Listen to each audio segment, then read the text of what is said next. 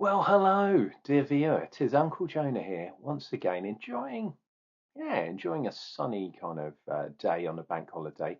It did rain here. It was on off and rain all day, and it was really weird because we drove past the coast because I live by the coast, and there was a fog rolling in off the sea, which was absolutely nuts. Um, and then it started raining, like heavy rain, and then all of a sudden it was beautiful sunshine, heavy rain again, so heavy showers, but sporadic, and then fog rolling off the sea, which was bizarre. And that's what you get when you live on a very small island, now connected barely to the mainland. Long story. What was I going to show you? Let me show you the glass first, because you know what beer it is. It is a Siren beer. So I thought I'd bring out my Siren glass that I haven't used for ages. And this is the Soundwave glass. Look at that young lady. Absolutely fantastic. Lady on one side, sort of kind of raveny type thing on the other side. But there's the Soundwave glass. And we've got some etching, I believe. In the bottom, there's an S shape. I don't know if you can see the reflection of it. Maybe sit better from that angle. No. Anyway, it's that kind of S. It's a Siren S, which is kind of a Siren S. Wow, that is actually a siren. But the beer we're doing is Liquid Mystique, which is a Siren Red IPA, which is fan dabby dozy. And there's a lot of description here, so you'll hear me reading from the back of the can.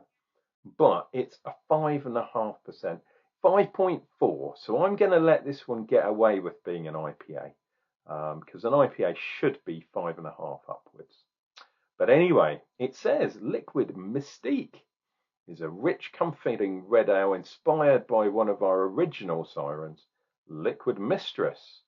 The base is a roasty, hearty malt layer, and it does have, I don't know if you can see down here, there you can see it has rye in it, so it's a Rye IPA really. But the hops, we have got Simcoe, Centennial and Citra. Expect Moorish flavours of biscuit, burnt raisin, red berries and orange zest. A modern tribute to a classic. And this is the canned version because there's two. Oh, it's even got a black top, but not a black bottom. I demand to have a black bottom. I want it in front of me. Yeah. Anyway, there is a cask version which is way lower. It's like 4 point something, and it still calls itself an IPA. Sorry, Mr. Siren. I was just seeing if I've got a Siren thingy. Yes, I have, I think. Yeah, I'm going to put it on my computer, but on this one, which is a totally different beer. Oh no, it's Soundwave as well. So I'm going to put that down to put my glass upon. Yeah, so the cask version, not an IPA. This technically isn't an IPA either, but for what I'm going to do, it is. I'm going to give it away. Give it away. Give it away now. I'm getting a bit lax in my old age. But yeah, it should be 5.5. And it's 5.4. Right, let us get this in a glass. Let's do a reasonably mellow pour because it's got that nucleation on the bottom of the glass. Oh no, I was going to say it's going to cause a lot of head, but it hasn't. There we go. Boom. So, Siren on that one. If I move my fingers a bit, and that there, and that up a bit, and down a bit, and a kiss for luck, and we're on our way. Not too much head, but it has been in the fridge. Sorry, I'm kind of burping already. I have had one beer, but it was only a half earlier on. Over in Canterbury. Yeah, you can't really see that young lady. That's a shame. She is quite attractively beautiful. So let me turn it around that way. There we go, Siren. Right, let's dive in. Not as much spice on the nose as I was hoping. I've read the can, okay, so I know there's some rye in there. If I hadn't read the side of the can, it's just called, yeah, it's just called a red IPA. In my head, reds usually are rye, not always, not gonna rye, but yeah, red IPAs tend to have that rye in there. I don't know if that adds to the colour, but it does add to the taste. And for me, um, I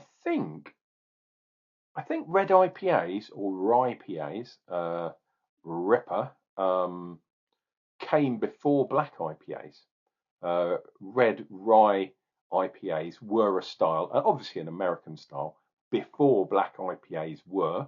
However, the tastes that you get from them, I sometimes think are quite similar. Obviously, a black IPA is a bit more roasty, etc., etc. But a red IPA has that rye thing going on, which I hope we're going to get. And we've got some classics in here. Citra, Centennial, arguably my favourite hop.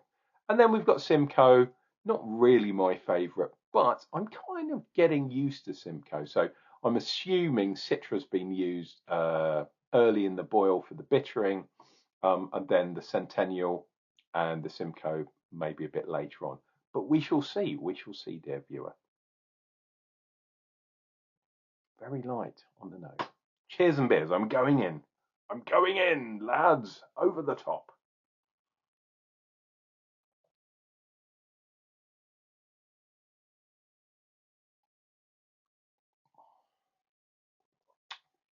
Okay. Oh, I love Centennial.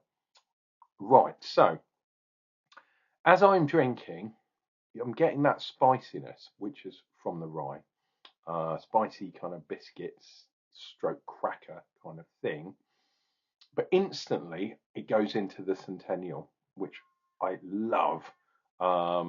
Possibly a little bit of the kind of, it's not going to be the Simcoe, but maybe a little bit of the Citra there too.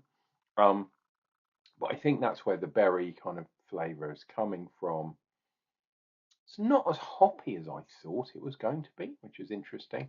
And then later on in the mouthfeel and the finish, there is that hoppiness there, but it's the kind of spiciness from the malts, and in this case specifically the rye, that's kind of taking over at the back end. Definitely getting that gnarly biscuit stroke bread, that wholesome bread, the stuff we're all supposed to eat instead of the white bread, which is basically cake, slices of cake instead of actual bread, which is crazy. Um, but yeah, I'm usually a good boy and I go for the kind of wheat, the whole wheat one. But rye bread is good too. You should all be having sourdough, but no.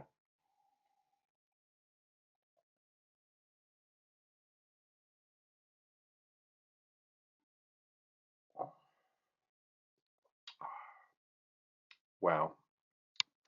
Okay, second time I am getting the Simcoe, which is giving me that kind of orange. But in this case, it's kind of a bitter orange, which is kind of nice.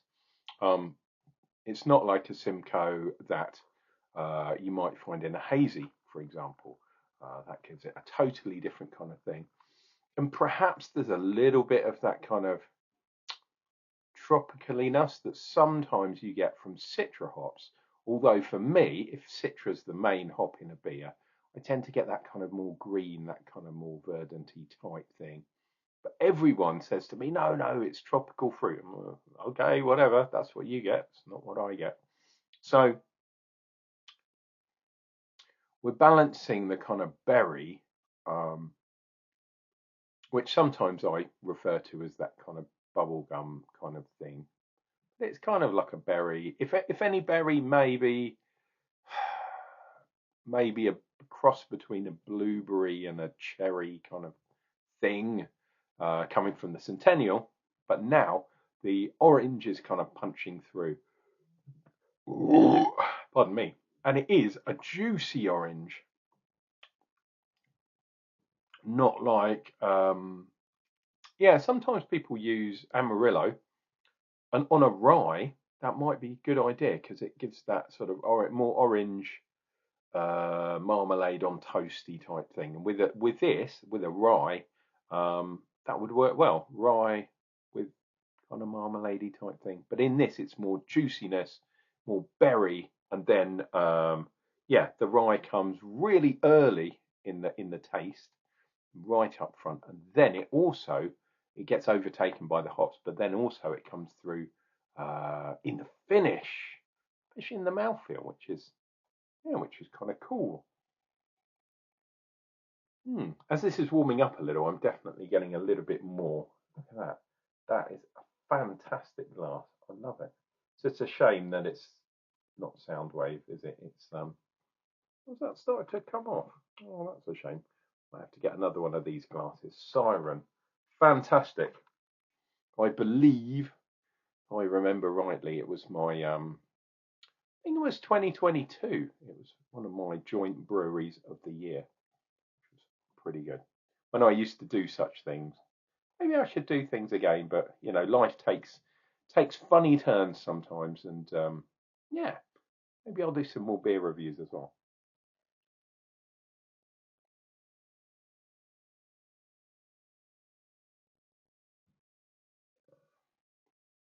As you well know, though, dear viewer, I have taken a little bit of a break because last year I drank far too much, stupid amounts of beer.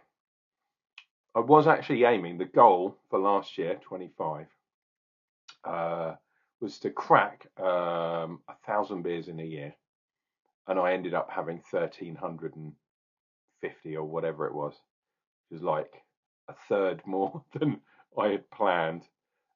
So this year I'm definitely backing off a bit. Don't panic, I'm still going to be drinking beers, but that's why I haven't been doing so many reviews. Basically, because I've backed off on my drinking for a health kick more than anything else. Um, yeah. Tell you what, the other thing is, this is finished quite sweet. I was thinking about this while I was drinking it. I was thinking that rye is usually punchy. Um, it's kind of spiciness, bitterness. Why am I not getting that from this? Because there's quite a bit of residual sugar in this beer, um, which for this, I think perhaps they could have let it finish a bit finish a bit more, go fully into IPA territory. If this was 5.6 instead of 5.4, it would, number one, be perfectly seated in the IPA category, but also it would just dry it out a tiny bit, giving the rye and giving the hops a little bit more kind of punch. But as it is, tiny bit sweet. But they're slim pickings. That is actually quite a lovely beer. And it does hide the 5.5% really damn well. There we go. Liquid Mystique Red IPA. That is Unclejona's review of the beer. Why don't you join me in the comments down below? Let me know how you're getting on. Let me know if you've tried this beer. Let me know if you've seen it in the pub. If you're over in kind of where is it? Where is it? Sort of Berkshire way? Is that where they're from? I think Siren's over that way, if I remember rightly. Without, oh God, I have to put my glasses on and all that kind of stuff. No, I'm probably not. But I have a really soft spot for Siren beers. I think they're doing fantastic job. So if you're from Siren and you fancy sending me some beers, exclusives, of course, I would receive them with most happiness. Otherwise, don't worry, because I'm still going to be drinking Siren beers when I see them. So fantastic. Uh, cool. This has been Unclejona. Drinking beers and reviewing stuff and talking and waxing lyrical, only for your entertainment. And on days like this, yeah, it's good to be alive. And thank you for spending some time with me. Hopefully you're well. And yeah, it's bank holiday. We've got another one in May as well. It's at the end of May. Going to be taking some time off. Going to be doing some beer judging. Because because I'm going over to Cambridge for their.